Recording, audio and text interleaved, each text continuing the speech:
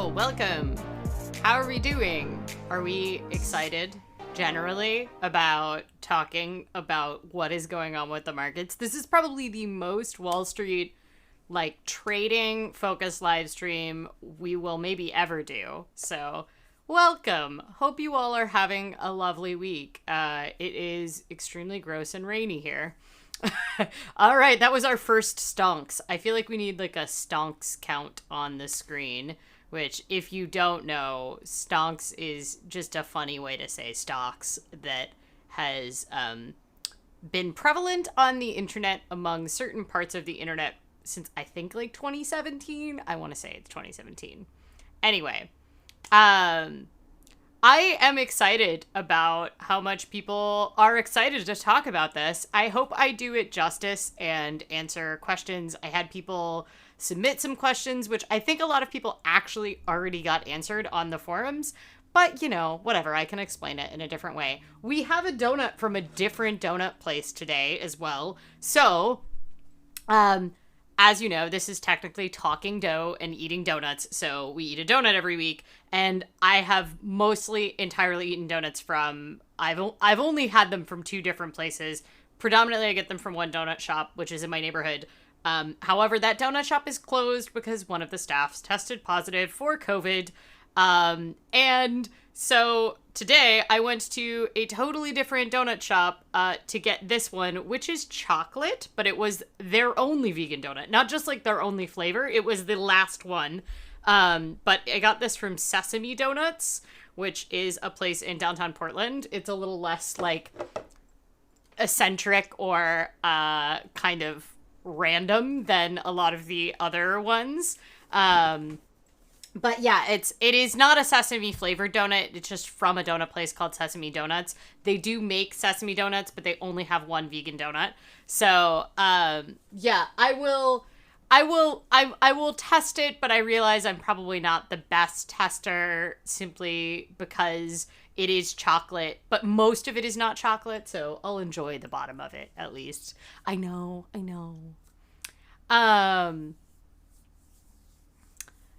I think the random fact that it's GameStop is making it better. Well, I think what's interesting is that while GameStop was what kind of made the market shift, that's not the only thing being discussed on the Wall Street Bets for like subreddit, nor is it there's a lot of different things to unpack. So I actually think like there is a ton of interesting things to talk about around this.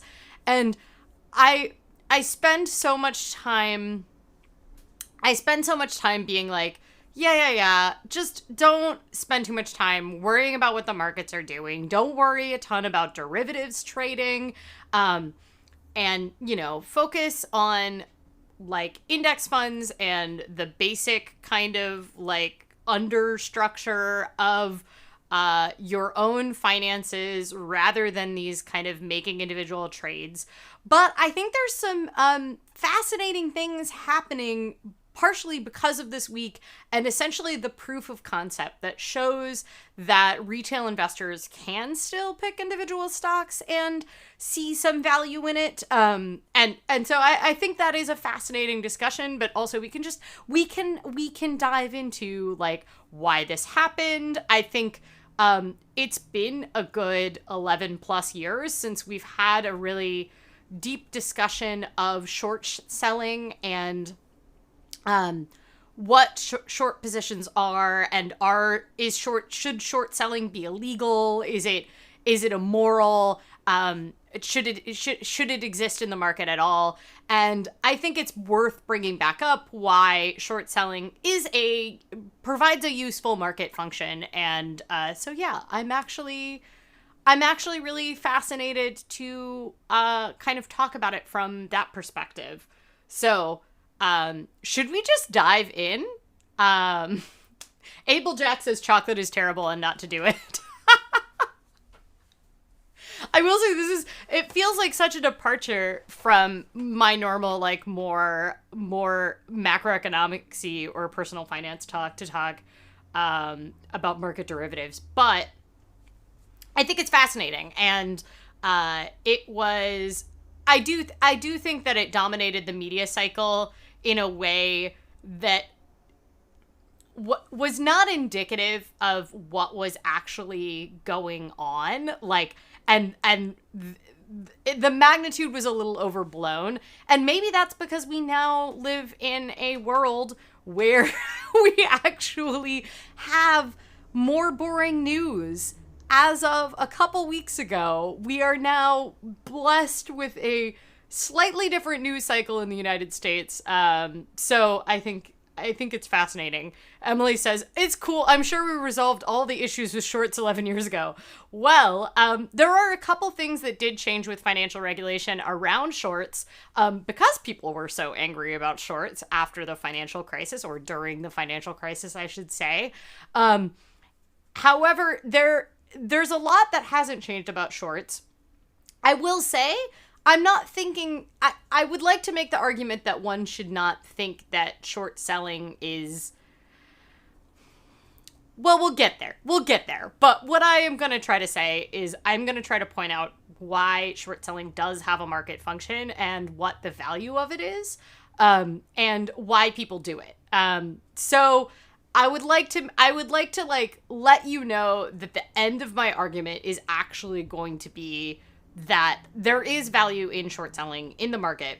And yeah, like, it isn't inherently necessarily explicitly awful. So yeah.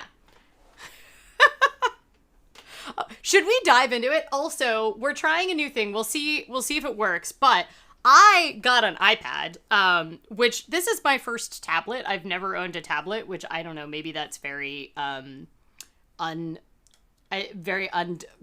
does not speak to all the other stuff I have. I got an iPad, and I just had this moment of being like, oh, I really wish I had a whiteboard to explain some of this, because I think understanding what short selling is best illustrated with stick figures. That's how I learned it in school.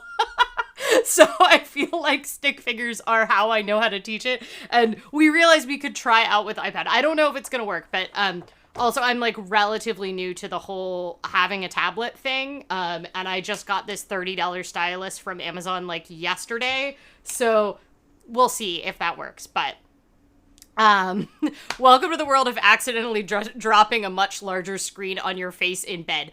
I haven't brought it to the bed yet. I have kind of like a pretty strict, like, no laptops, and I think the tablet extends to that in the bedroom. Also, our bedroom is like very small, so it is really only for sleeping and piles of unfolded laundry. But but I have definitely been, I got this like case for like $40 off Amazon, and it lets me like tilt it while kind of laying it on me, so I found it kind of useful. We will see if I don't know. We'll see how it works. I don't really know how it's gonna work, but we'll find out. Stick figures can explain everything. Okay, yes. Should we dive in? I think the first thing that we need to discuss is what is short selling. Because I think that it's important to understand like the functions of the market before we dive into exactly what happened with Reddit. Can I have my screen? Is it ready? Is it possible? Right.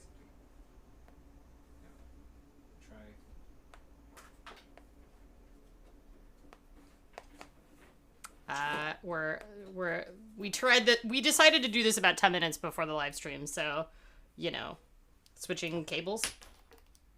Boop.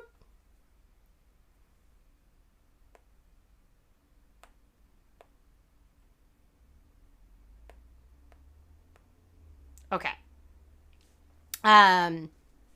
It is a cute case, Emily. Everything is pink. The iPad is pink. The stylus is pink. Also, Apple pencils are like $150, and this was $30, and I have not found it to be any different than an Apple pencil. So, but I will say I'm not like drawing. I think a lot of people do like fancy art, and but it has all the things an Apple pencil has. So, Latitude says, "Oh, I'll post a link to it in my journal on the forums. I will say I've only had a day to trial it, but it's very, yeah.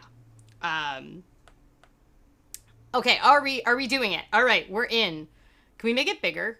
Can it move somewhere else, or is it, okay. So, how does short selling work? So the first thing to understand is understand what a derivatives market is. And derivatives market, I think one of the things that people expressed in the forums is they did not understand why the derivatives market is larger than the actual stock market value itself. And that's an easy answer to give, because the derivatives market is always based in the valuation of the actual stocks, but you're taking bets on the value of the stocks. So there's an underlying, the value is always tied to something that's actually in the market. It's essentially gambling. It is legal rich people gambling is what the derivatives market is. And it's predominantly done by institutional investors. So it's done by like hedge funds and pensions, people that spend all day studying the finances of publicly traded corporations in order to be able to figure out,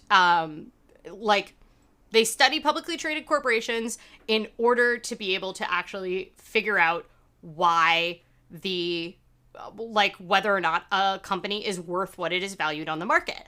And, Aaron, I only have top chat displayed. I would love to see live chat. So one of the key things that you can do in a derivatives market is you can take bets. So you can take bets on a stock, and there is so many different types of derivatives. And one of the reasons the derivatives market is in fact larger than the market is because you can have multiple positions on a single stock. So you could both bet that it's going to go down and bet that it's going to go up, aka called hedging your bets, which are what hedge funds are. Hedge funds are funds that actually try to hedge their bets, if that makes sense. I just tried to erase with the tail end of the stylus. I told you I am 100% a newbie at this. That is not how it works. Okay, so let's say we have our little, it is not like a math derivative. So this is a series of bets, and one of the bets might be, let's say we've got this trader. So we've got right here, we've got Lucy, and this is Lucy. She wakes up in the morning and she sees that, she checks her different news sources, and she checks two different things. One, she sees that there's this stock that is the avocado growers of California.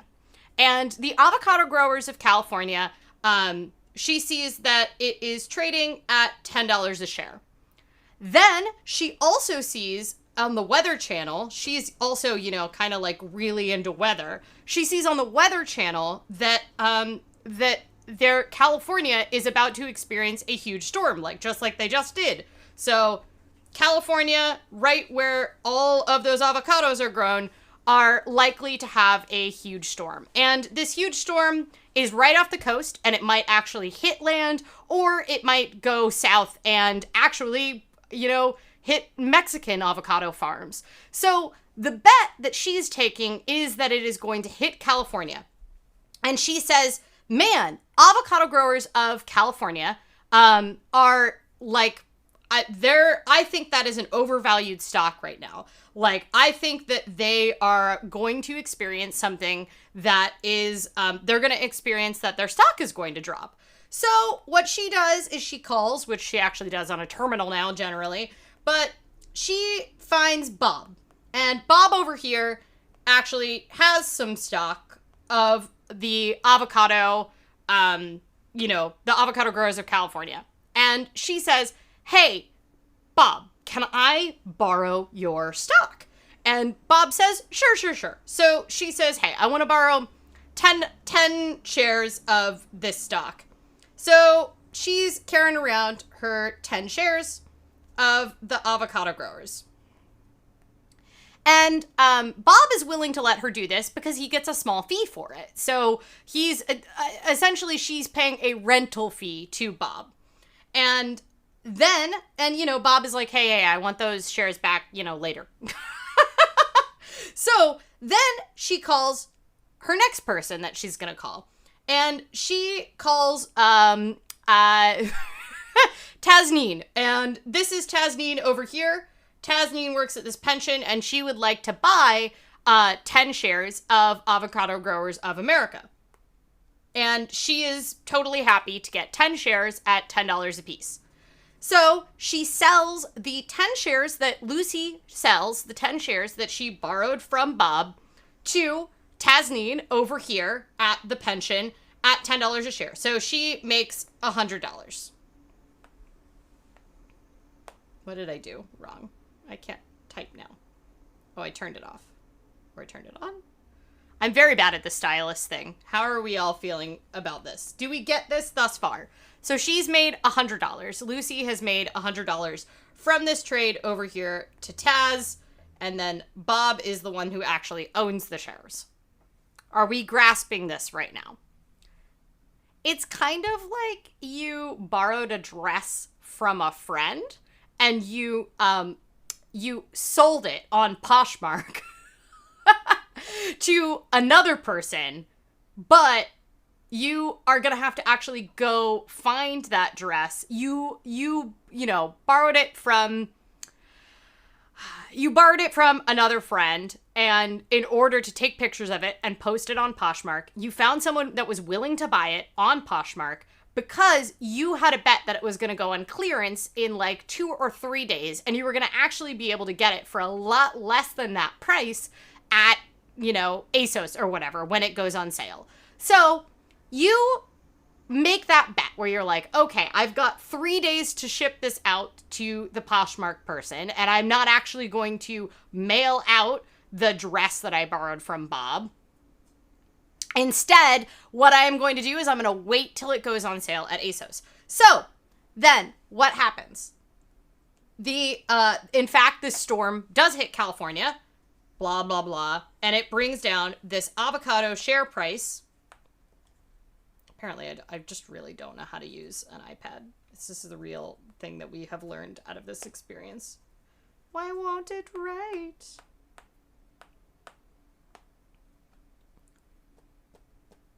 Is it not on? It's not on.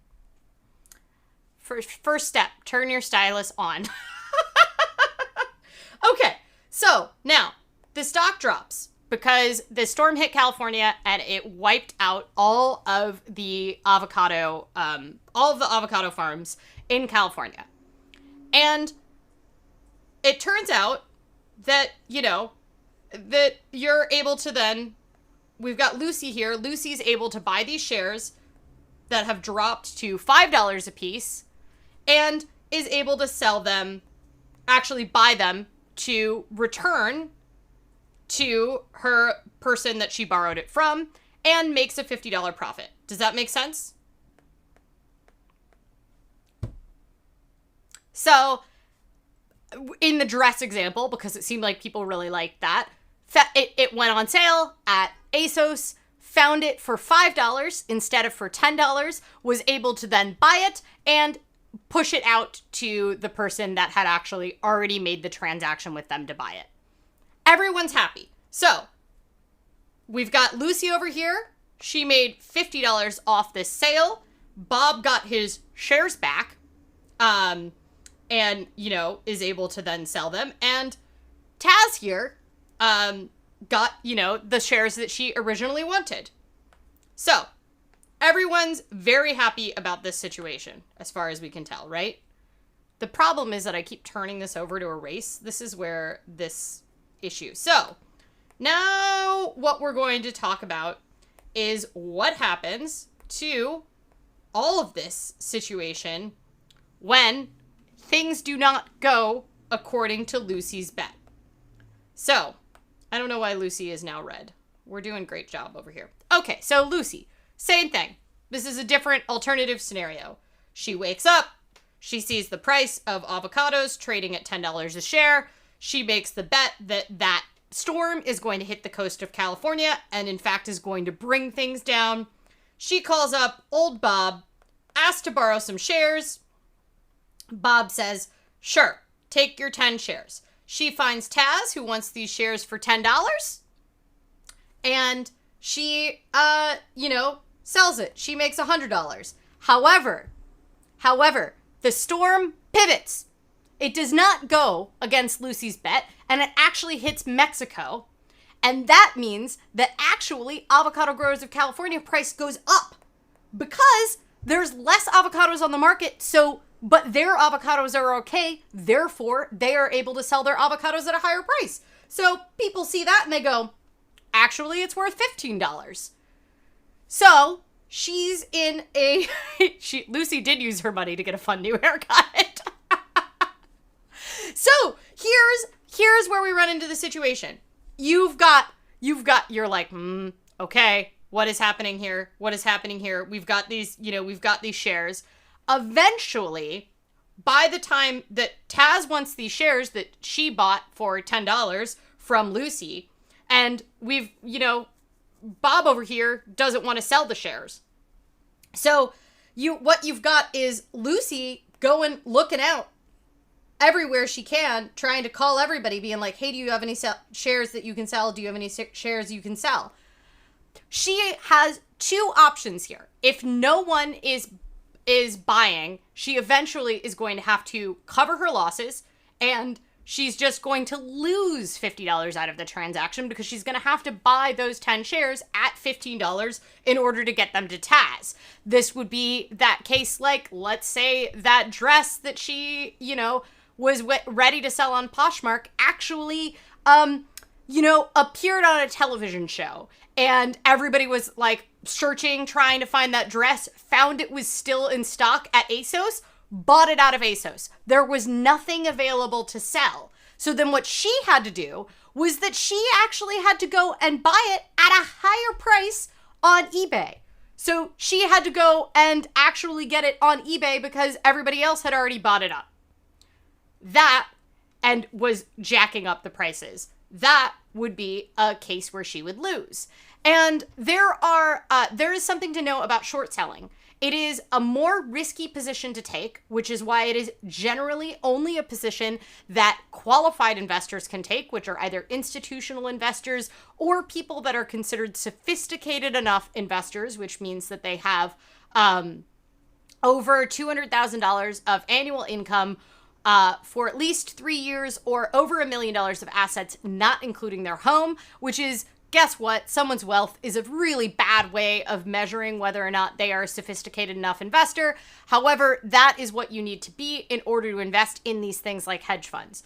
But this is one of those situations where this is a very risky bet to take doing short selling and a lot of these derivatives tradings, because you could have good upsides, but your upside are limited. Your upside is the distance, right? The most that she could make out of this transaction is $10, right? Or $100 if she sold 10 shares to Taz. She would be able to make $100 out of this transaction, and that would be if the price went to zero and she was able to get it for zero. But the losses are infinite, pretty much, because that amount of stock could shoot to $2,000. That dress could be worn on the red runway, and you can't find anything on eBay for less than $3,000, right? So that is the upside. Christine said, sophisticated equals accredited. Yeah, accredited and qualified are used to be the same thing. However, sophisticated is the non-official term that they use, but they're trying to say that this investor is sophisticated enough. And in some new regulations, so they've done slight change now. It's not just based on wealth and income level. You can actually prove that you have enough knowledge of financial markets via a certain amount of time working in certain kind of financial jobs, being someone that has the Chartered Financial Analyst accreditation. If you prove that, you are able to actually you are able to now be an accredited or qualified investor, even though you do not have the wealth and assets, because the wealth and assets test wasn't great. And then one of the other big regulation changes that did that is now everyday investors can do some kinds of investments that they previously would have had to be a qualified investor for through crowdfunding, like being able to crowdfund certain kinds of buildings and stuff like that, that previously was limited due to some regulation changes. The dress from the Marimekko Target collection that I've been trying to buy used for literal years. Oh my God. Every time Target does like a collab with a big designer, it's like, I was living in Germany when one of the designers I really like released a Target collab, and there's no Targets in Germany. And I remember just being like watching them get listed on eBay at like triple the price. So, yeah. Okay, do we understand the mechanics of short selling?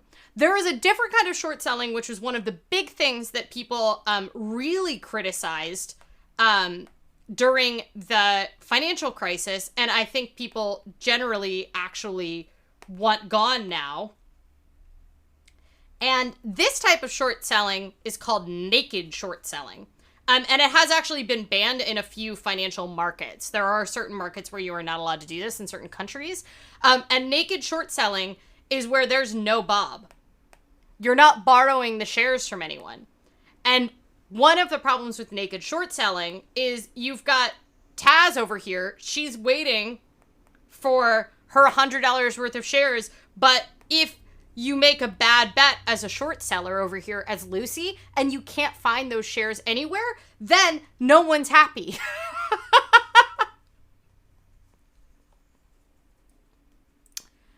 Oh, the downtown Target here is the main test site for a lot of the designers' lines. That's awesome. Okay, so how do we feel? Generally, we understand this. Does anybody need some things explained about the mechanics of short selling? Because it is a little confusing about like why it's allowed, why it exists. And, you know, if you want me to try to extend my Poshmark analogy a bit longer, apparently it all just came back after I erased it all, so we're doing great.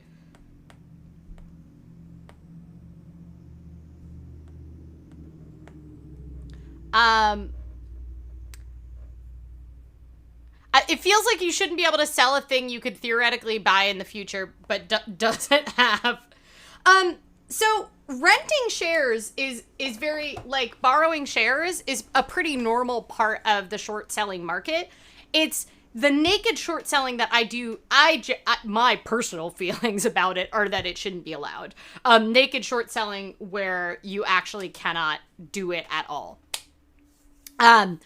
But yes, being able to sell thing that you could only theoretically buy is I think a very risky position to take. So, why do people short sell? Do we have some kind of feelings about why people short sell? So there's two kind of reasons why people short sell. One, by people, I actually generally mean funds, because this isn't something that individual investors do very often. They do it to make money. And I think that's the important thing to remember. The derivative markets exist to make bets in order to make money.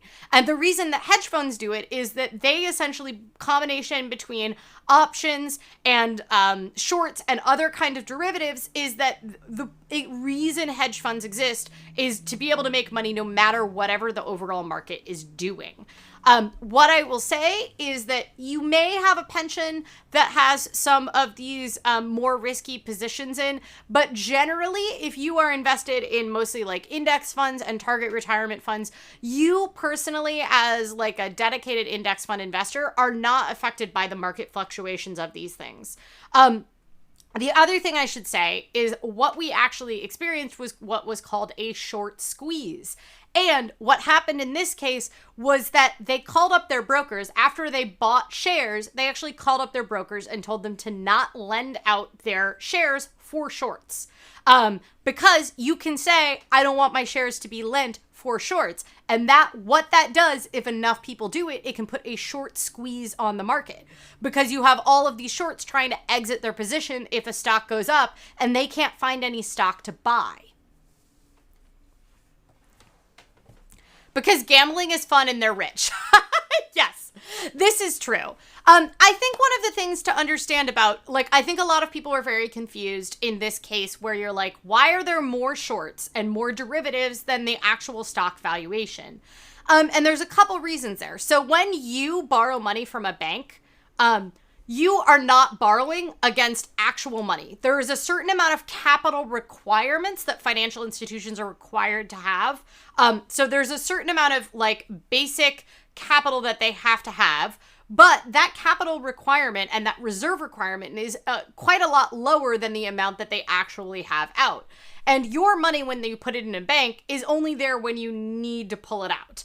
And that is also true with a lot of these short and bet positions, which is that they are actually lending out their shares, just they are lending out money for mortgages that may not be equal to the total amount of money or shares that they have available in this case. Is this the reason for the 2008 financial crisis? Derivative markets were, but no. The reason for the 2008 financial crisis had a little bit to do with some risky positions being taken. But what a lot of people were more upset about was the fact that a lot of these hedge funds and short sellers actually made hella money during the financial crisis off the financial crisis. What the financial crisis actually was caused by was by people realizing that there were a bunch of overvalued securities on the market, and the overvalued securities should not have been allowed to be built. And the reason the overvalued securities were allowed to be built was because we have these things called mortgage-backed securities, which generally sounded they were bought up by pensions. Mortgage-backed securities were considered a very safe investment because the argument was that people always pay their mortgage. They might go into other kinds of debt and not pay it off, but they pay their mortgages. However, that stopped being true because the lending requirements and these subprime mortgages started to be bundled in. So one of the reasons that the financial crisis happened was because so many institutional investors were invested in these mortgage-backed securities and were treating them as though they were just slightly less secure than bonds. But these mortgage-backed securities bundled in sometimes heaps and heaps of mortgages that people had been approved for that they were not paying back and they were very, very late on that they should never have been approved for in the first place because they were no income, no assets loans. So essentially people were getting approved for mortgages to buy houses and those houses were overvalued. So they were getting approved for huge amounts of mortgages and then they weren't paying them back. So that was one of the situations.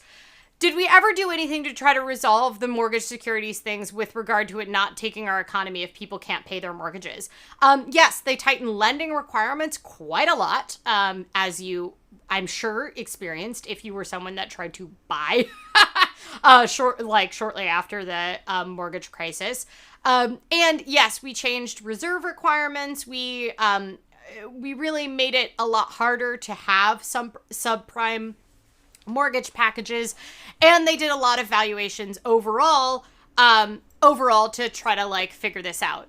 Rural says the redditors said to not lend their shares. Yes, and I guess I should explain what actually happened with GameStop this week. I want to see if there's any other questions. People probably shouldn't short sell because they feel like the stock market is risky enough. Is that what it says? I can't. Bottom half of it is cut off for me. Yes.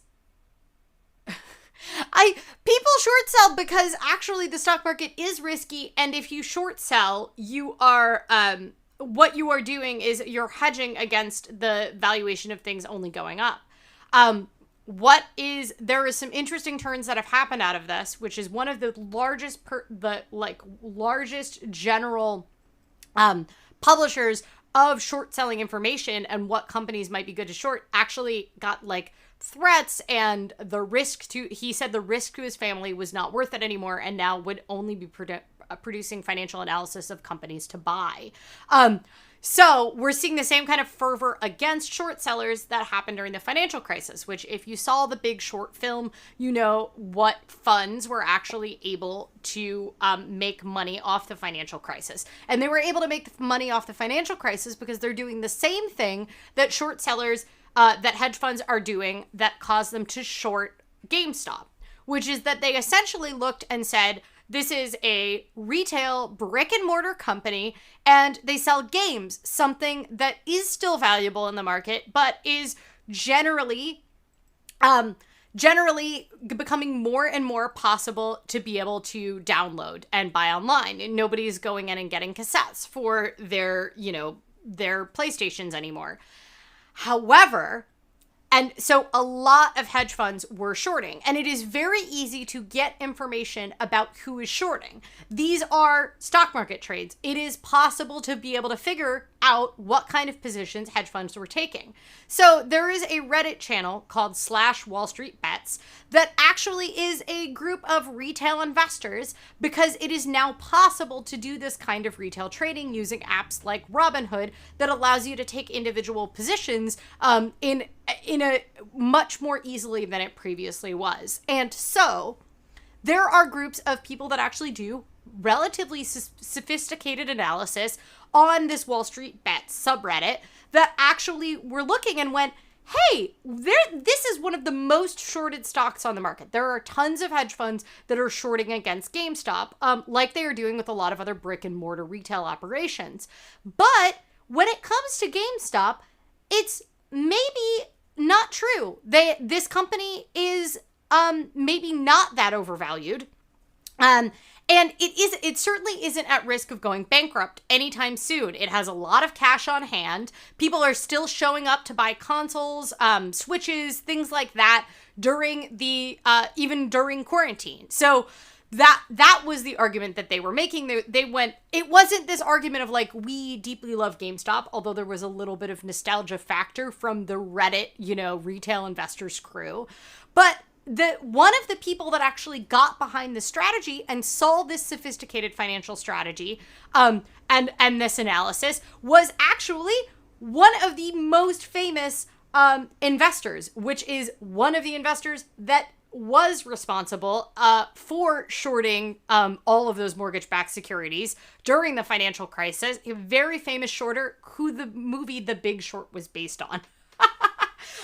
Which, by the way, apparently, like, streaming numbers for The Big Short is, like, through the roof right now because so many people are trying to watch it to figure out what is going on with GameStop.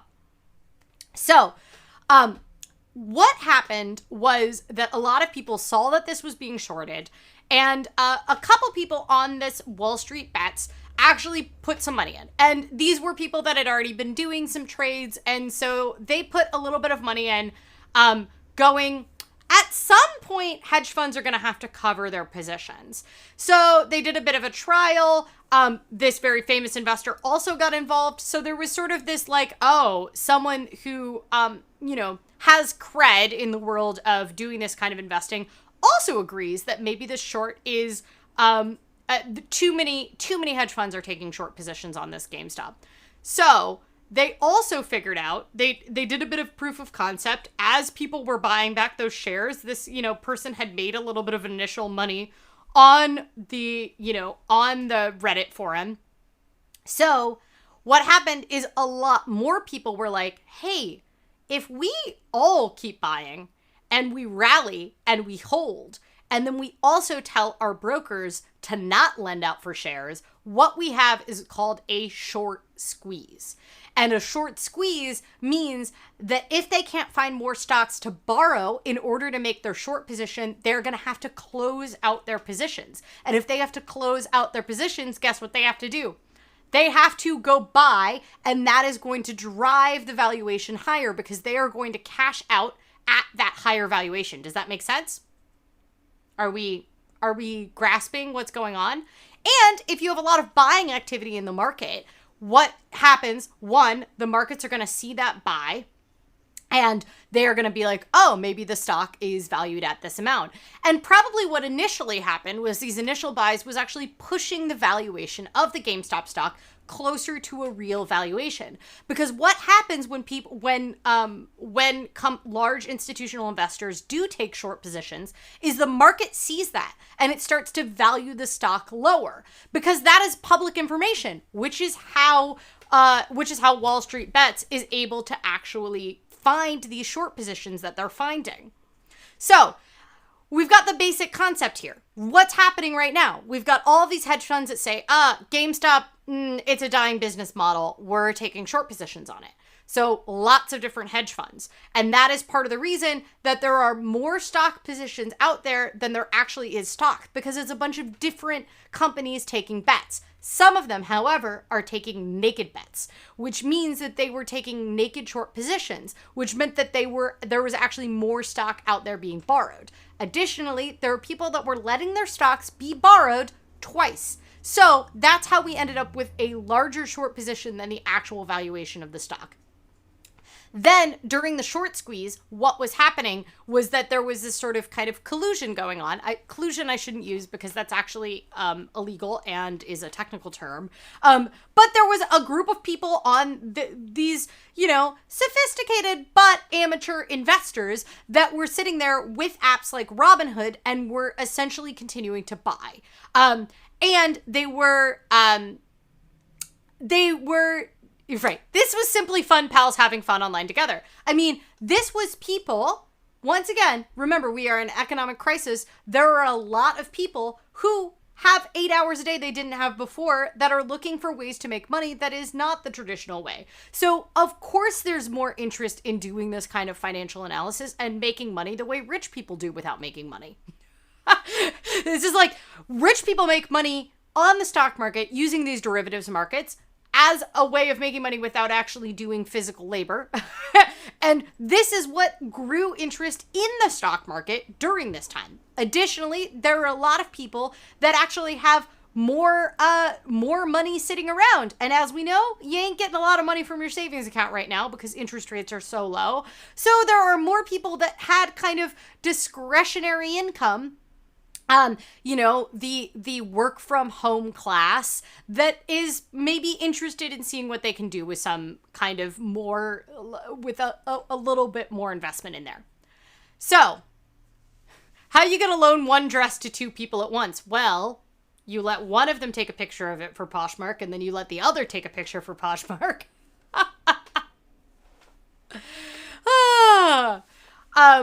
And you can letting stocks be borrowed twice is totally legal. But it is rare that you're going to have this many people that are going to take a long position rather than a short position on the stock. And I think the actual valuation of GameStop is somewhere in between these manic highs that we are seeing versus the manic highs that we are seeing right now, and we did see, and the lows that the short position was trying to take.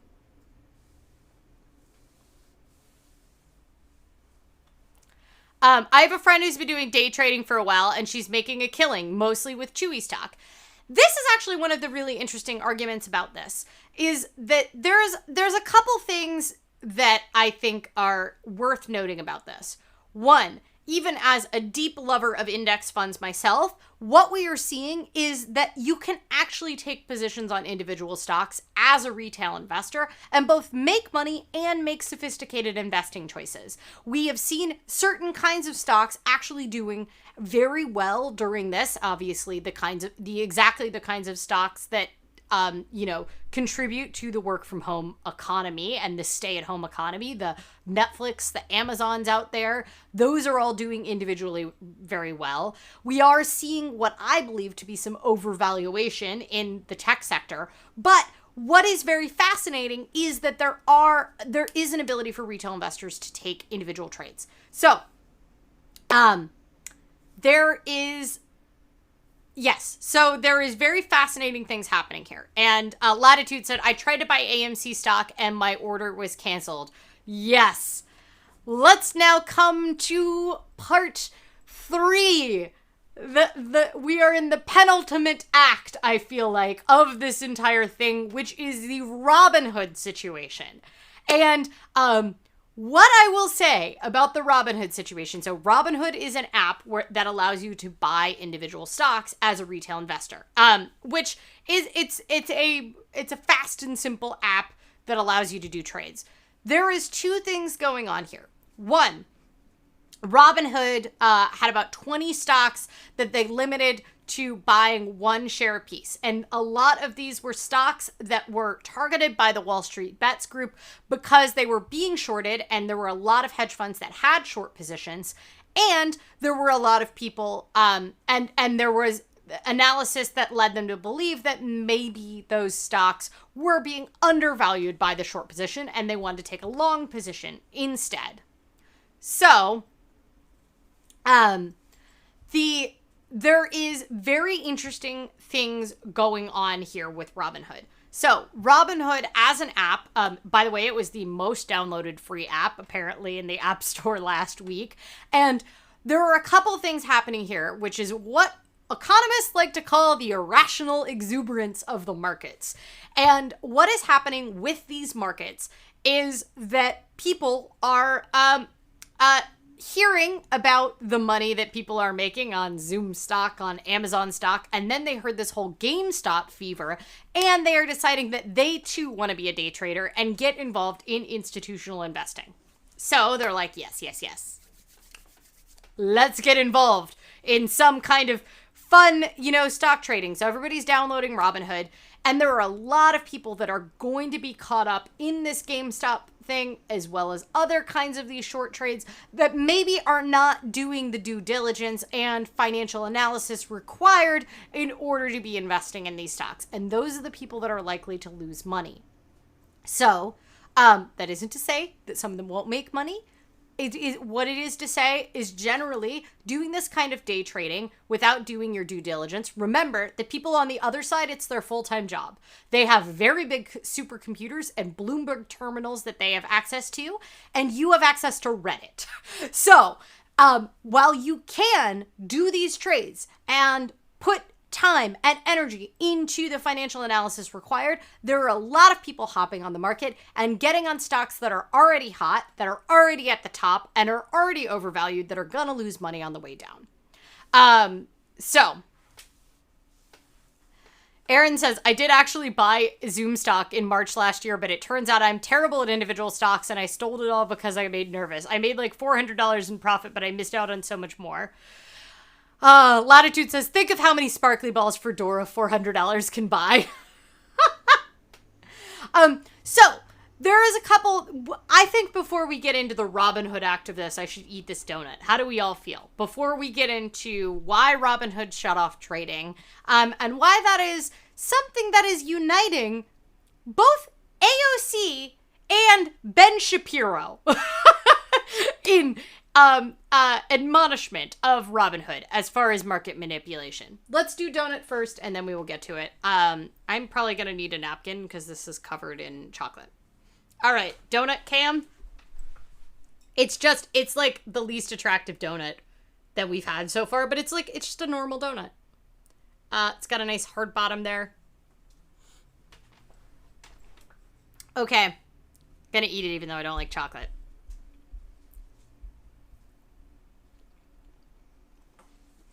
Latitude says working class donut. It's true. It's just like, it's a regular donut. Okay. The bottom has that very, it's a lot, what's the words I'm looking for? It has that very, it has like a more of a Dunkin' taste, I guess. If I'm going to put that out there, if you know what Dunkin' Donuts taste like, it has like a very tough exterior, and it's more tough on the inside, but it is very delicious in that it's like, it's not trying to be anything except fried bread. I'm handling the chocolate on the top okay. It's like a decent ratio of chocolate to the rest of the donut. I'm gonna need water after this to get my wash it out of my mouth. Um, I really like how crispy it is. It's not like a dream donut like a lot of the donuts that we have. It's a decent pastry. That's what I'm going to say about it.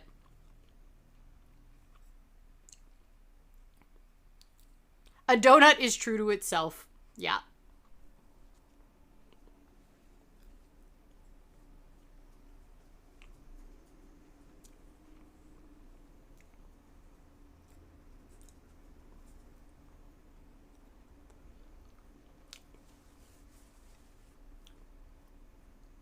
I mean, seems fair. That was the donut. I don't think I want to eat any more chocolate. But, yeah, it's just being a donut. That's what it's doing.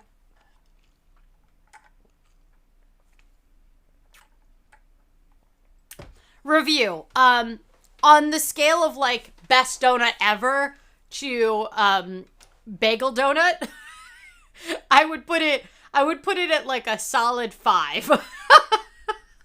Do you like how the scale doesn't, like, there's no numbers and then I just make a number up? It's a real good scale. If it wasn't chocolate, I would probably be more into it, but I gotta say, it does taste good. And it is fine. It's just a fine donut. I can't relate it back to the stock market, unfortunately. It's too uncomplicated. This is a stock. And then the bagel donut is a derivative.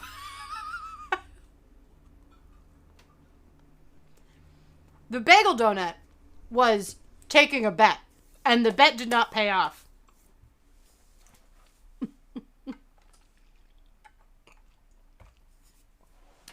Solid mediocre. I would describe it as solid. It's a little better than mediocre, but it's pleasantly boring. It's like a pleasantly boring donut.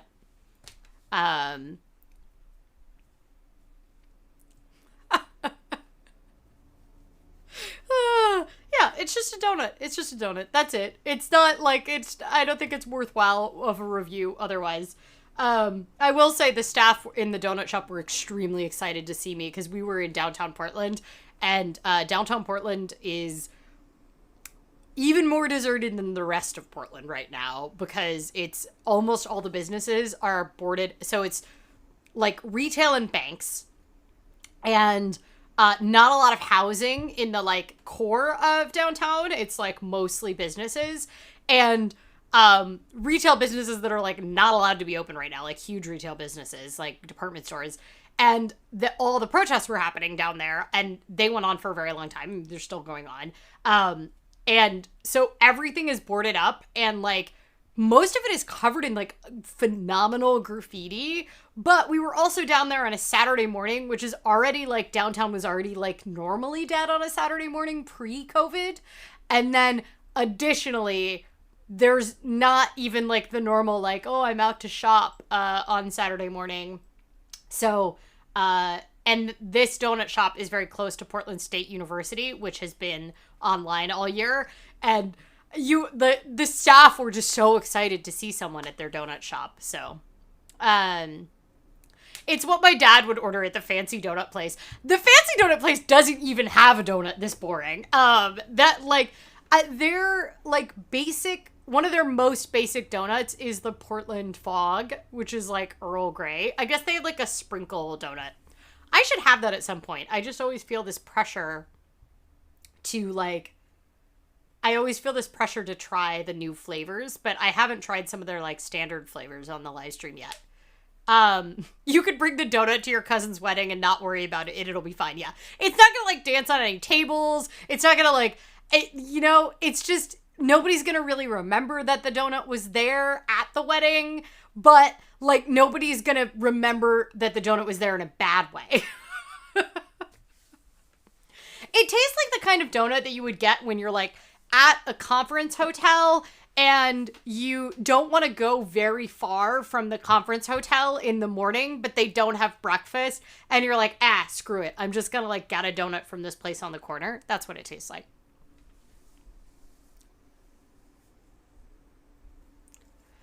You're very interested in the London Fog Donut. It is phenomenal. I've had it like twice on the live stream, I think. So you should like go back and investigate that. God, there was literally a donut place at the hotel I used to stay at for work in San Francisco. I stayed at this like hipster hotel in Chicago that I thought the way that they did coffee was the most interesting. So there was no coffee makers in the hotel rooms, which I guess some people don't use. I'm the kind of person that uses every single, like, all the coffee available to me in a hotel room. I am cheap, and while I like good coffee, I'm not so much of a snob that I won't have Hotel Keurig coffee now that they're all Keurigs. But this hotel didn't have coffee in the coffee maker in the hotel room, and they just brought you a thermos of coffee from the coffee shop downstairs. They like delivered a thermos to every single person's door outside of their hotel. It was a weird hipster hotel.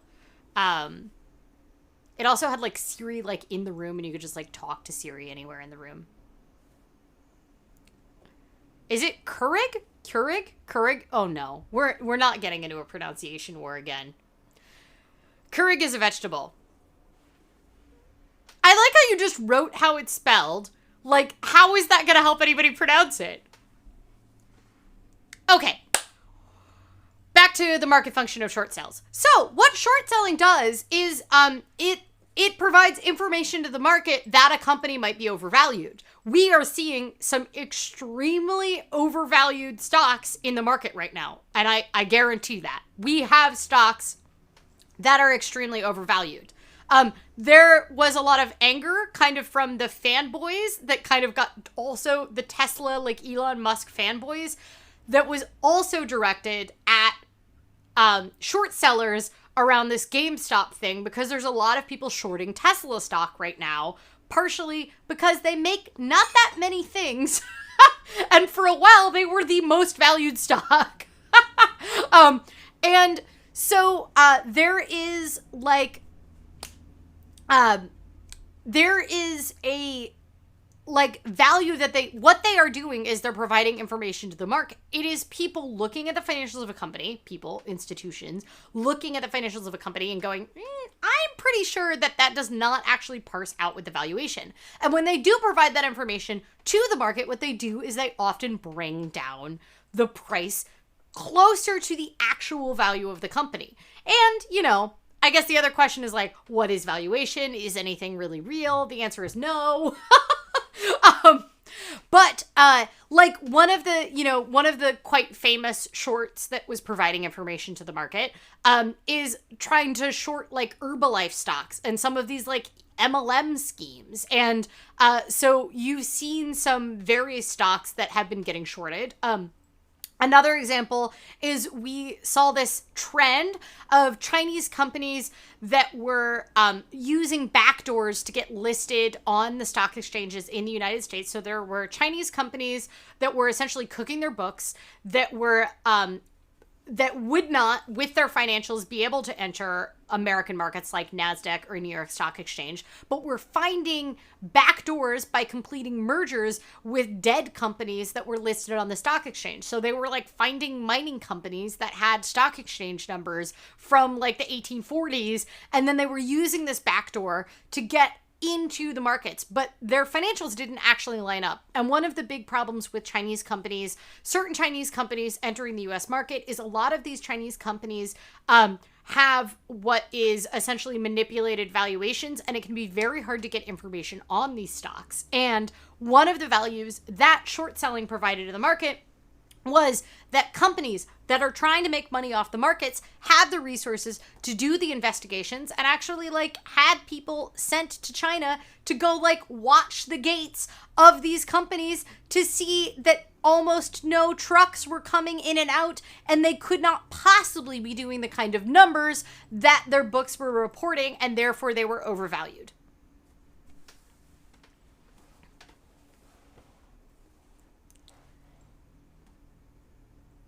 Janet Jackson made it to YouTube. I'm so proud that you made it here. Thank you for joining. Thank you for making it here. The example of Tesla helps. Thanks. Well, so Elon Musk went like off against short sellers. And that is actually, I think, part of the reason that we're seeing so much ire directed at short sellers. That being said, I ain't sad about short sellers. Once again, do I need to point out that short sellers are only hedge funds, which you have to be a qualified investor to be part of, and they are only like institutional investors that have the capacity to be doing this kind of analysis. Therefore, they are the rich.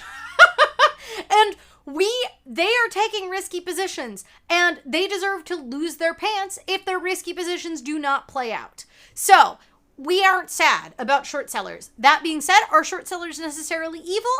Not necessarily. They're no more evil than anyone else trying to make money off the market. Do we eat them now? I think it depends on whether or not you think we should eat the rich.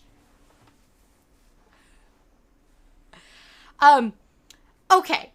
I have some questions. I think we could put some of the questions up on the screen, and I can try to answer them, and then maybe we can dive into... Oh, can I use this to put the questions up on the screen? Or do I... Oh, no. I need to give you the dongle. Okay. So, some things that happened with Robinhood this week. So, Robinhood shut down trading. And Robinhood, like I said, most downloaded app. A lot of people are trying to get in on making money off hedge funds. Like, that's kind of how it was being portrayed to some people. There are a lot of people who do not understand what's going on, which is fair. It's confusing. That's not a question, but I just felt the need to put that on the screen.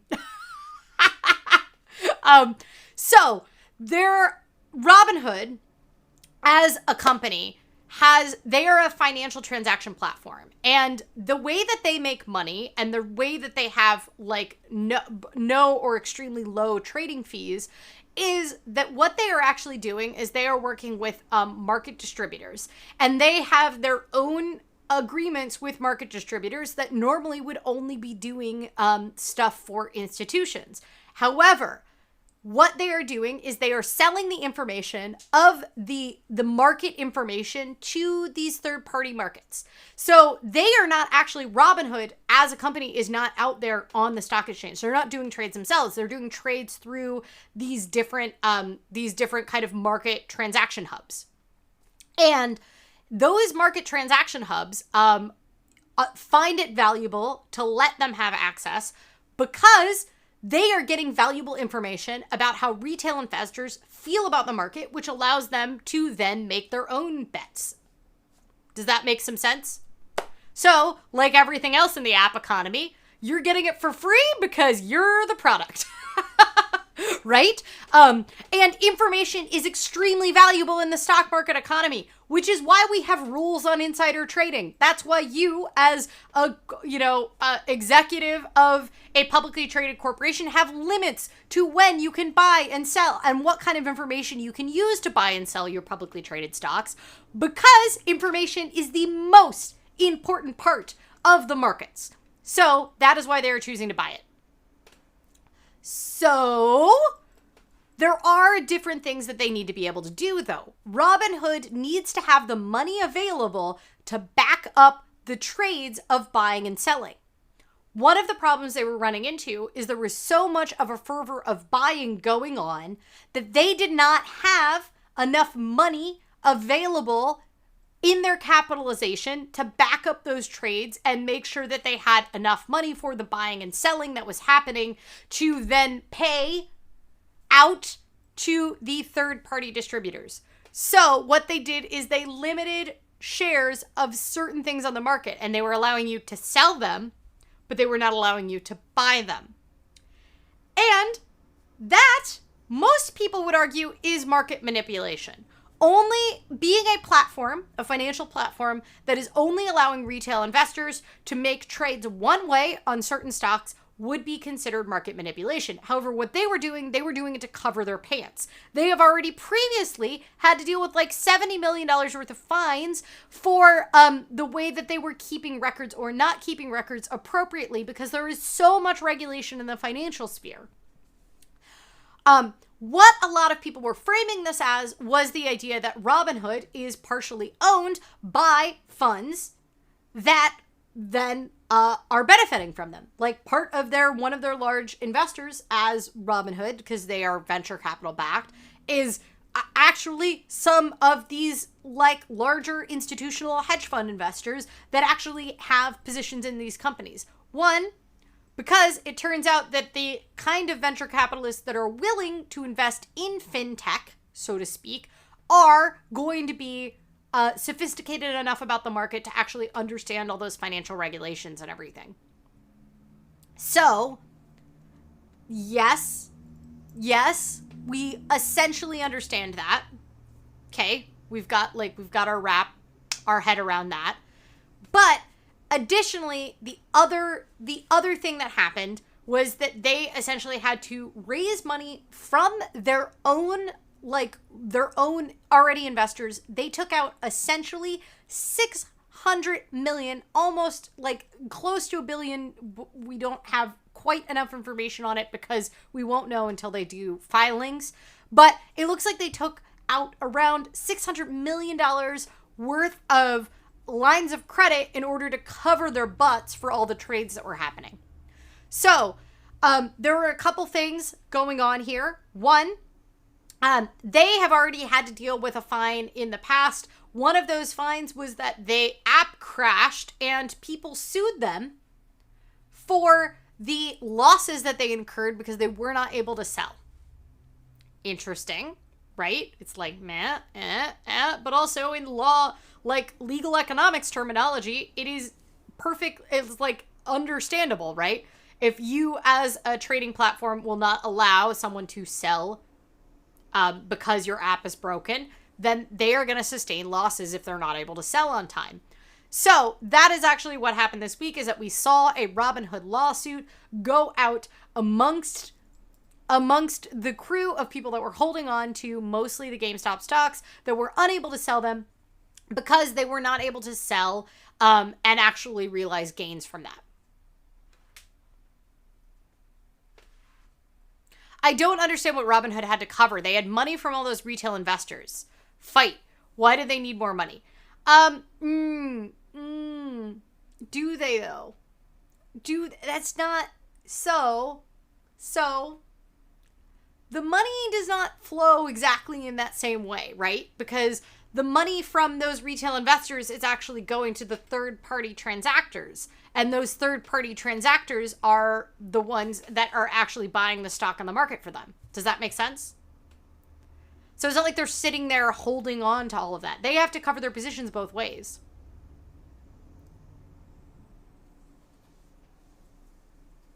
Yes, they are the assistant managers. I like that. How does Robinhood make money? They make money from those third-party transactors buying the data of the people.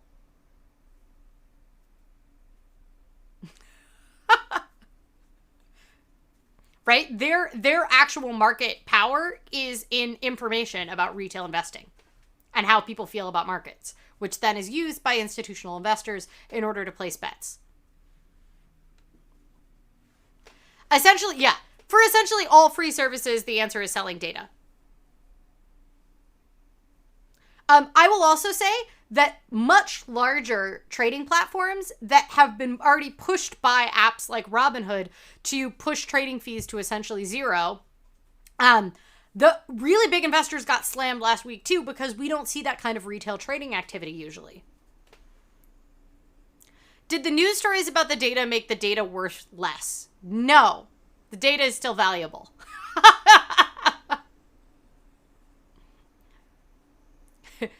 Wait, you're saying Robinhood isn't taking money from the rich and giving it to the poor? It's selling poor people's data?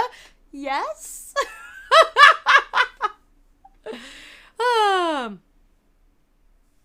Yeah, the data is always valuable because how investors, the data is only not valuable if people stop using it, right? Because if they don't get enough volume of trades because people are moving off of them, then they're in a bad position.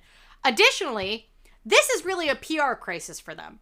Robinhood, like I said, Ben Shapiro and AOC are united in condemning Robinhood for essentially what is market manipulation and or what is perceived as market manipulation. And that can come with real legal consequences for a financial app like them. And because of that, there is a possibility and likelihood that they have to manage this as a PR crisis more than anything.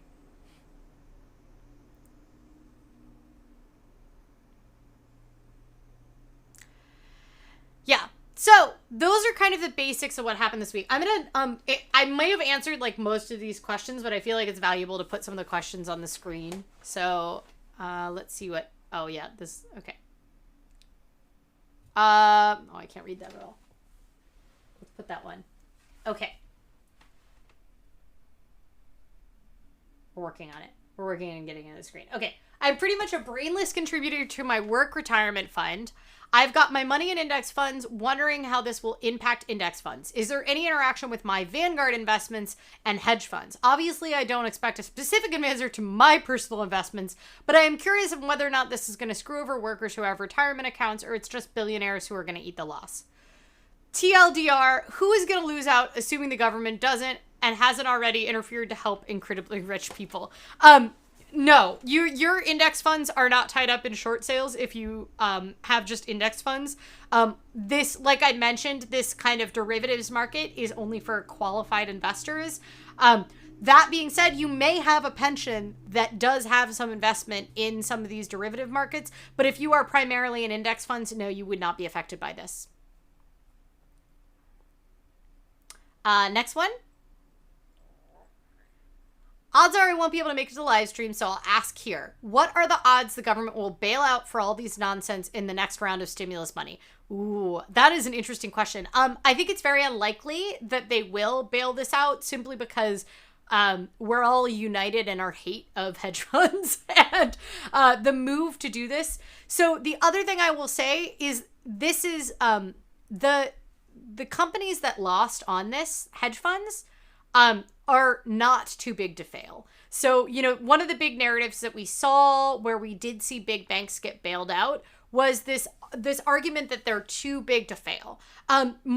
These kind of derivative markets rarely are too big to fail, so I think it's very unlikely that we'll see any kind of bailout in this situation. This will likely be resolved in private capital markets. Wait, but isn't this all why the market went down this past week? Probably not. No, probably not. So the big question about why it probably, you can make me big now. The big question about why it probably went down is one, markets just be marketing. But a lot of it had to do with the complicated vaccine news that came out. So we had some kind of disappointing results going on with the vaccination news, as far as some of the effectiveness against the new strains of COVID. We're seeing new strains emerge, these new variants emerge. And additionally, Joe Biden said, oh, we're going to, get all of these vaccines out in this amount of time. But we started to see some information that maybe there's not even going to be enough of vaccines, even if they do figure out the administration. So a lot of people think the reason the markets went down was based around that.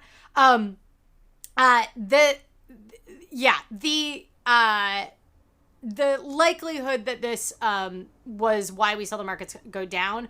I mean, I think there were some people that were, I think there was some stocks that we saw kind of trying to figure out their position because we saw a lot of erratic behavior in the market because we were seeing people like bid up and up and up and up. But no, this is not why the markets went down by itself. It might have had an impact, but it wasn't alone. Will all of this have any positive effect on commodities? I don't know. I am not a chartered financial analyst, so I'm not paid enough to answer that question. Are we going to see waves of this kind of thing? Yes, this is very fascinating. I don't know the answer to whether or not we're going to see waves of this, but I will say there are a lot of people right now looking at criticizing and looking at short positions. I did mention earlier that one of the largest publishers of what kind of shorts, like papers on what kind of stock should be shorted, actually said that he's going to stop publishing short papers because he was getting to like too much hate and they were like, I don't know, stalking his family. And I think that it is very important to understand that the ability of internet trolling essentially to move the markets and make a difference in the markets is was not previously part of the risk package. So we may see waves of this, but I think additionally what we are going to see is institutional investors that do work on the derivatives markets trying to figure out how they account for that kind of thing. I think we are also going to see a lot less shorts publishing their shorts, which is very fascinating because publishing your shorts is part of what makes your short position work. Because if you are an institutional investor that is taking a short position and you publish that, that can make people go, maybe this stock is in fact overvalued. And that information can drive down the price. But if you're choosing to keep your short secret, the question is, how much longer do those shorts need to be? They're going to start publishing their shorts on Clubhouse. Oh, God. Oh, Lord. Is it illegal to publish it, to privately publish it somehow? I get what you're asking. I'm not positive. I think it depends on the type of investor. There are certain types of investors that have to make this publicly available information, but because they're like thrift savings pensions or whatever. But I do not know. There are private investors that are qualified investors can take short positions. I don't have to tell anybody, right? So publishing my shorts on my Patreon, yes. Brilliant idea. I'm sure there's some like YouTube finance bro out there doing that. Okay, let's see if we've got any other questions that I can answer here.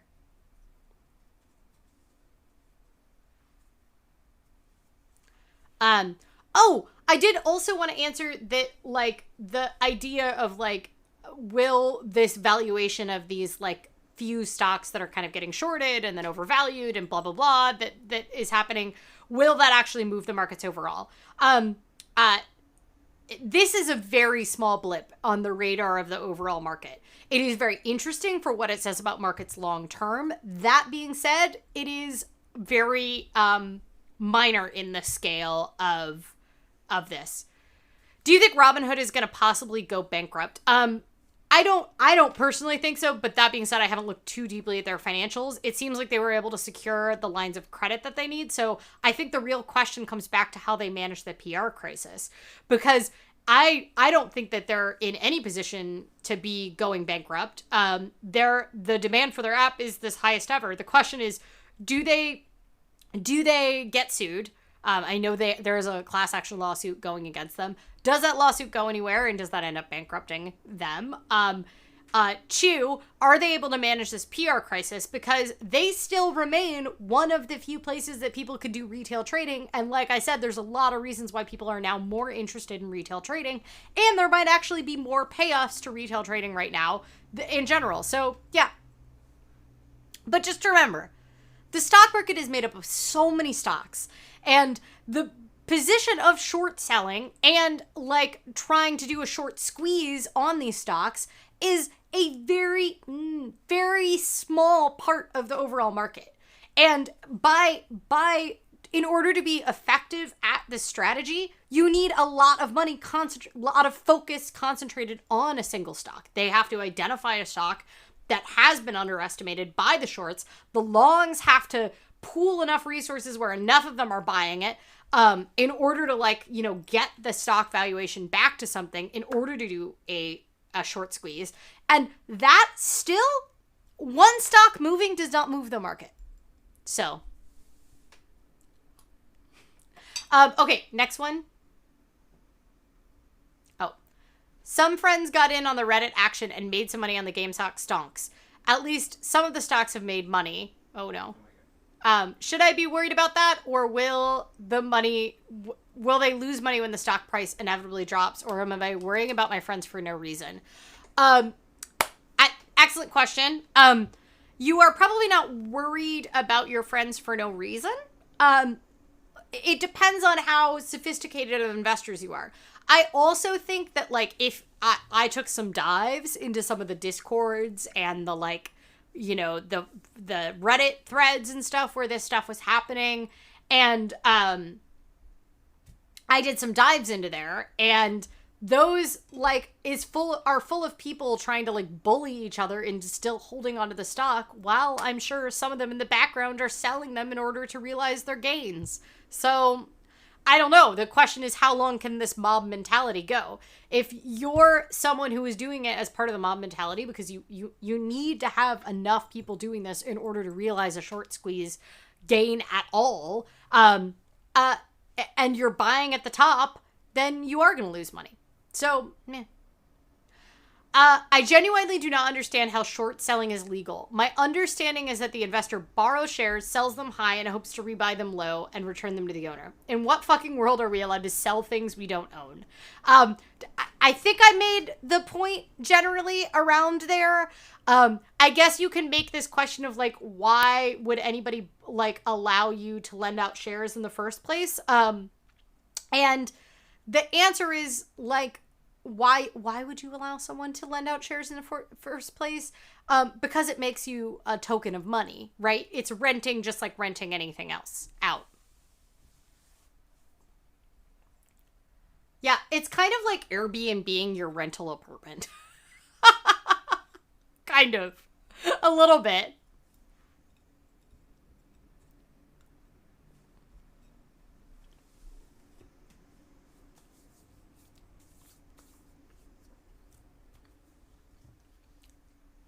I think I answered how you can short more than 100% of the stock, which is essentially stocks are being borrowed twice. And remember that the shorts are actually just bets, right? Someone asked the question of, like, why is the derivatives market so much larger than the stock market? And it's a very easy answer. The derivatives market, one, no one actually knows the valuation of it. There's a lot of debates. There's a lot of different ways that you can measure the valuation of the derivatives market. But like there's like an entire subfield of finance that is trying to figure out how large the derivatives market is. People write dissertations on this stuff. And the derivatives market is just a series of bets. So you can make multiple bets. You can make a bet against and for something at the same time. That's why the derivatives market is bigger. There were other parts to that question, I think.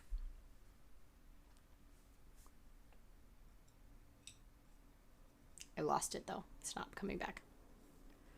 Feels like we should not have an economic sector that is an unknown size, but it isn't an economic sector. It is a financial sector. So it's not part of GDP. That's, I think, a really important part of understanding it, is your gross domestic product is not influenced by this. Fun fact, did you know other things that aren't part of the GDP? If you buy something used, that's not part of GDP. This is a mess, that's all. I mean, it's just a mess in the same way that, like, anything in Wall Street is a mess. It's like a bunch of people making bets.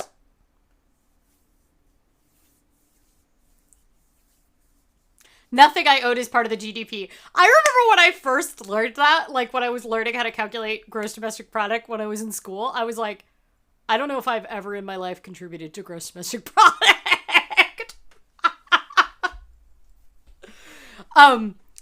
Weirdly, there are parts of the economy that are doing phenomenally well right now. Like the Home Builders Association said that this is was their best, it might be their best quarter on record ever.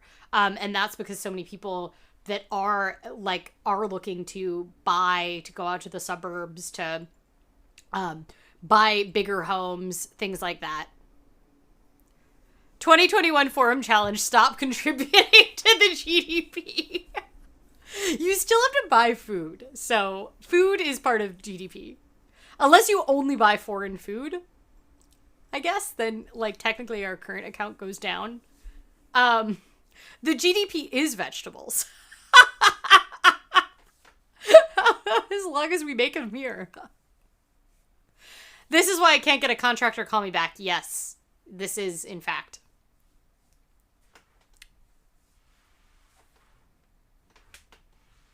All goods I purchase except for underwear is resold.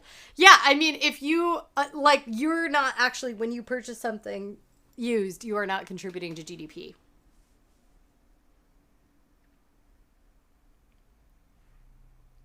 But that's okay. It's okay. You don't need to feel guilt over not contributing to gross domestic product.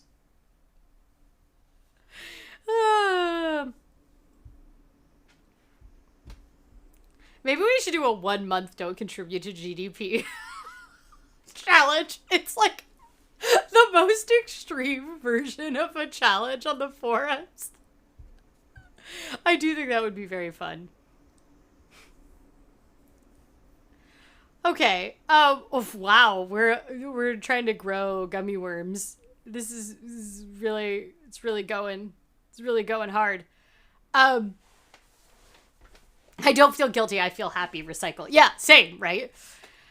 I will say I contribute a lot to postage sent in the United States because I buy so much of my used stuff online these days. So I feel like that's, yeah. I got a 1940s wedding dress in the mail today, and that didn't contribute to GDP at all. It's really shocking to realize that the 1940s was like 80 years ago. It seems like it should not be that long ago. Emily says just to have.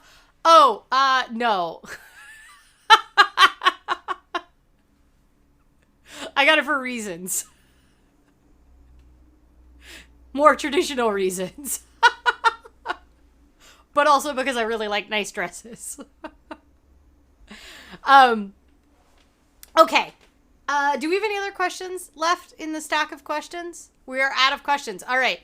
Does anybody have any other questions? Am I getting married? I am eloping.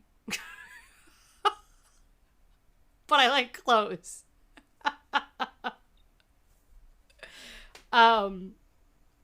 Where is Dora? She is asleep in her box. I might bring her up.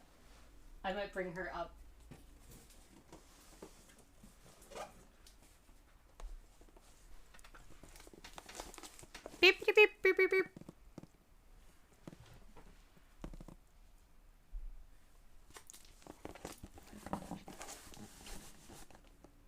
Just covered in sparkly balls because she is...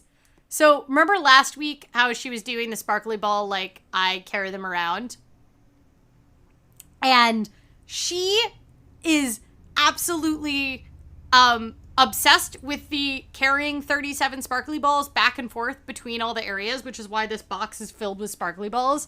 All of these were carried one by one several times today from the bed, then into a box in the living room, then from the box in the living room into this room. So, yes. Janet says, oh my God, cats are on the live? What do you do? Come on, think of my branding. Anyway, if you haven't seen Dora lately, she's a very cute little one-eyed kitten. Look how cute she is. She's so cute. She's doing the sparkly ball challenge. I mean, like she makes good investments. I feel like I should dig up the picture from A Cat's Guide to Money that is her her showing off her risky portfolio. Actually, I have a book right here. She seems pretty chill about being held aloft. Yes, she is extremely chill cat. Although not that chill with her love of sparkly balls.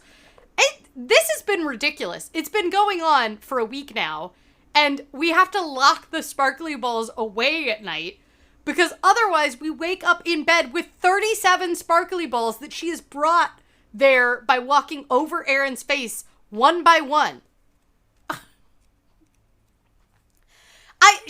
I think does she need a job? Is that what's going on? Is she feeling better now after her surgery? And she's like, I want to be a contributing member of this household. Because it really seems like she's made a job for herself. And she's very obsessed with having to do it. Here, I will show you. It is very ironic that she's just been like covering herself in sparkly balls because she's in the book. And it's her in a Roth IRA basket. And it says, what does it say? It says, despite Dora's preference for sparkly balls, this is an undiversified and risky portfolio. But that was back when she had 2 eyes. But yeah, this is based on all of the stocks of the 4 different things in the market, which are all her toys. This is actually just this is her diversified portfolio, by the way, which she is not currently building. She rejects all the other toys. The only ones that can be carried room to room are the sparkly balls.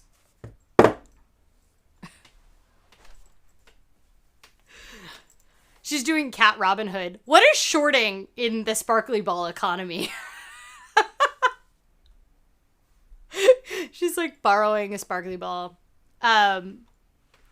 Is it one of the stickers of her in the sparkle box basket? Yeah. And well, you might be also thinking of this one, which was one of the stickers that we had for one of the challenges on the forums. But this is one of the cats. This is not Dora. But yeah, she's on a lot of the stickers. And then this is what this really fabulous sticker that is like hard to see on the live stream, but this really fabulous sticker is what patrons get after they've been a patron for 6 months. I have to mail out another round of stickers very soon. It looks like less shiny in person. Shorting is when you lose your sparkly balls under the stove and convince your humans they're gone and to buy you more. Oh my god, it's so accurate. I will say she's so obsessed with this job that when she finishes moving all the sparkly balls one by one, it takes her like about an hour to move them all. She will just meow until we then remove the sparkly balls from the room they were in and put them back in the other room so that she can continue to do it. I am the invisible hand of the stock market. I think a sticker is due, although honestly I don't remember. Yeah, I haven't mailed out the 20 and 2020 ones yet. I'm actually still waiting on them to arrive. And I have to finish my annual report, and I'm going to mail them out with the annual reports for people. Some people are going to get like a really fabulous package, but yes, they are coming. They are coming. She's playing slow-mo fetch. She was actually fetching the other night, but it's like, yeah, it's very complicated. Does anybody have more questions about the stock market or anything? Or are we just going to talk about the cat? I love your annual reports. Oh, thank you. I'm actually really excited about this year's. I've been working on it on and off for like about a month, and I really should be done with it, but I haven't sat down and done the final bits. But it is my 2019 stats, and then I did the exact same graph for 2020 because the contrast is so different. Like, I flew 55,000 miles in 2019, and I flew 0 miles in 2020. And I have like all the countries I went to. I went to like 9 countries or something. And I crossed the international date line like 3 times in 2019, and then like I barely left my neighborhood in 2020. So, yeah. Oh, did Pig get renamed Soda Pop?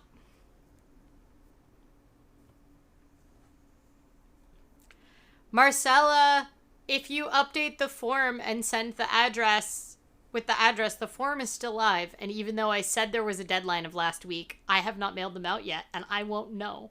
So you could go fill it in right now. Rural says, I flew 0 miles in 2019 and 2020 and 2018. You're better than me. You are better for the world than me. No one should fly as much as I was flying. And definitely no one should fly as much as Aaron is flying. I'm gonna have to get on a plane in the next couple months though. I have to go down to LA at some point before May, so all of us do, like my whole family, and Aaron has to go down to go to the consulate. So it will be interesting. I do feel like flying is probably gonna be the safest way to get to LA. Simply because like it's a short flight from here. It's only like about 2 hours. You wear a mask. I'll wear an N95 on the plane, and they're taking like a lot more precautions. And I think taking the train down, it's like about a day long flight or a day long train down there. And I just feel like breathing in all that air on the plane. Yeah, I mean, I like the train down, and we could get like a family car or something because all 4 of us are going down. But it just doesn't seem like the safest way to go. And then even if we did like all team up and like quarantine and then drive down together, both Aaron and I are not comfortable enough driving, so we would only 2 people of the 4 would be driving. And then I also get pretty car sick, which is one reason I don't like to be in cars. And which I used to not as a child. It's actually just because I'm never in cars. So it would go away pretty quickly, maybe during it. But, and then last but not least, you still have to like stop at public restrooms and stuff like that. So I think the way we're probably going to go is fly and then like do an Airbnb so we can have the whole place to ourselves. I want to take the train super bad, just not this year. Well, if you do end up moving to Portland, I do think the train is like one of the underrated ways to do a long distance move for a single person. But at the very least, you should use it to move packages. So I think people do not realize how cheap Amazon is for moving packages. So if you need to like if you want to like move furniture or anything that's like very bulky, you can essentially just bring it to Amtrak, put it in a box, and then they just like write Portland on it, and then it'll eventually show up at the Portland station. And it's just so much cheaper.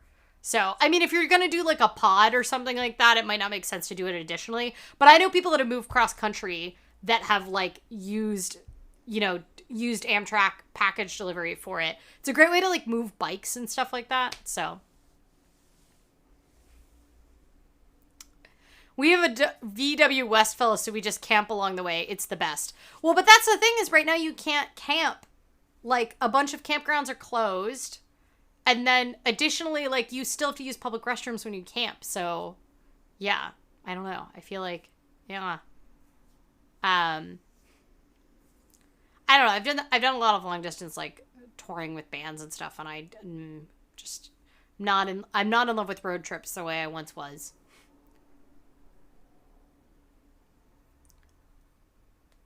I didn't think Amazon shipped packages you didn't buy from them. No, they'll ship other packages. You don't have to buy their boxes. Unless they've changed it very recently, but yeah. Amazon is not Amtrak. Did I say Amazon? I said Amazon. I meant Amtrak. I'm so sorry. You should use Amtrak, the train.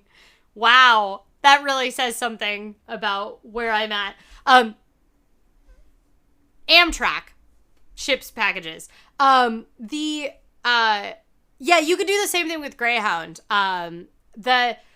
The one of the reasons I end up recommending more often is that they take bulkier stuff generally on Amtrak than they do on Greyhound. But Greyhound can work because there's a lot of places that Greyhound goes that Amtrak does not. I haven't heard the best things about how they treat the packages, so you definitely need to like pack things better if you do Greyhound. If you use public restrooms when camping, we camp in different ways. I guess unless I'm on like Bureau of Land Management land or something like that. But usually I'm doing campgrounds. It's one of the reasons I haven't been doing bike touring is that like, there's only so much water I like to bring. What is the alternative to the woods? The alternative is the woods. If you're camping at a primitive campsite, they won't have restrooms.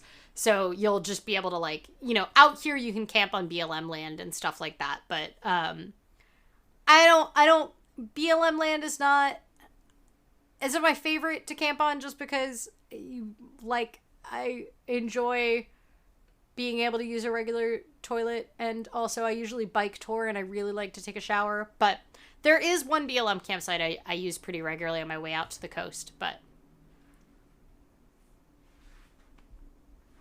yeah, you just bury it.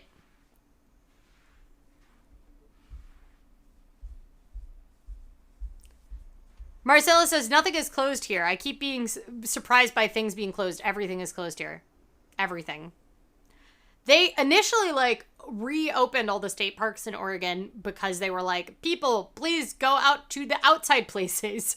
But then they closed them back down because people were, like, using them to do, like, weddings and stuff like that weren't technically allowed.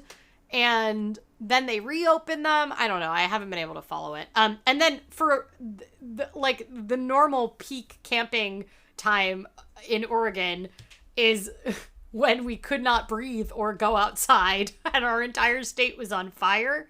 So, yeah. Berry. I don't, we're not going to get into it. Marcella's like, I would like all-inclusive resorts, please. I've never been to an all-inclusive resort. I am in a current fantasy mode about travel, which I think we've talked about previously on the live stream, but I'm just like in deep, like, where am I going to go when this is all over? So, might this be the longest Lillian K episode? What time is it? Oh my gosh, it's so late. We should totally be done. Well, it's because we talked about Wall Street so much. How about everybody tells me what they're looking forward to this week? I cannot believe how late it is. I'm sorry. But thank you all for coming and joining to talk about the GameStop stock. And yeah, it's very late for the people on the East Coast, let alone the people in Europe. I don't think we have any of them. Oh, Marcella is getting second vaccine shot this week. I am very excited for all of you. That is really fabulous. Emily ordered a cake. I am looking forward to eating that cake. When I mentioned that I was buying a dress because I like excuses to buy a dress, even though I 100% do not need it, one of my friends said, fun fact, also another good excuse, 2 people can consume a large cake. I would like to get, so in Oregon, in order to get married, you need 2 witnesses and an officiant. And the maximum number of people that are allowed to be gathered together indoor or outside is 6 people from 2 households. So we are at our actual legal max. Although one of them is a baby, so I don't know if she counts. But she is not allowed to be a witness legally. You have to be an adult. But I was like, can I get custom donuts? Can I order custom donuts? But we are in a deep, like, we need this to happen very quickly for citizenship reasons. And we have a lot of, like, there's just like a long train of paperwork. And we are just waiting on the marriage license to arrive. And we have no idea when it's going to show up. And they said it's 3 to 4 weeks. So we'll find out when it actually shows up. So... You totally can. My friends did this for their wedding. I mean, I know that the donut shop that I normally get these, like, will do, like, custom letter donuts and stuff. The question is, like, Aaron doesn't eat sugar, so is it just gonna be me eating all of the donuts? Is that actually realistic? I don't know. So cake is very exciting. Ooh, I should order cake to celebrate being vaccinated. Latitude is going to be at a panel for professors, and my advisor is buying them cookies and delivering to me. I like how many people's excitements this week is food themed. Rural is going to make brownies. I think everybody's now just listing what sweets they're going to eat this week. I can never think of what my plans are for this week. Oh, the snow. My husband is excited for the snow, and therefore I am too. Brianna is not excited for the snow because I have an hour commute. Ooh, that sounds brutal. Aaron gets bagel donuts. Apparently, you can't get the custom letter donuts made savory. We looked into it. So we were like, oh, maybe we can get a savory donut. Chocolate naan. You would recommend? Interesting. Fascinating. Thursday's also donut. I will be acquiring vegan donuts. I love how many people are doing this.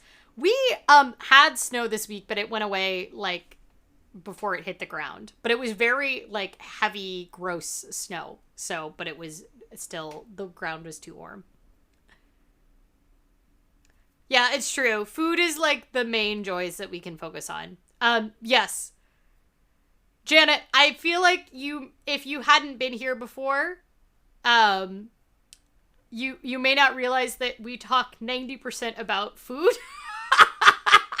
It's not really what we ever intend to talk about, but it ends up devolving just into a discussion of food.